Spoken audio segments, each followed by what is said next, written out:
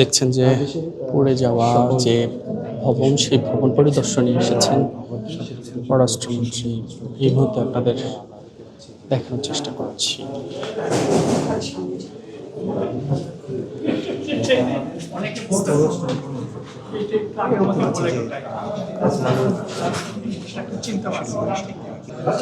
স্বরাষ্ট্রমন্ত্রী দেখছেন যে প্রথম আলোর যে পড়ে যাওয়া যে ভবন রয়েছে সেই ভবনের মধ্যে দেখছেন যে পরিদর্শন করে দেখছেন এবং সাথে রয়েছেন সার্জিস আলম এবং এনসিপির নেতাকর্মীরা রয়েছেন। তাদের এই মুহূর্তে দেখানোর চেষ্টা করছি। আর মনোবল হতে হয় স্পার্জিত। জেরুজালেম 25 বছরের পথ চলায় নিরাপদে রাখার প্রত্যয়ে।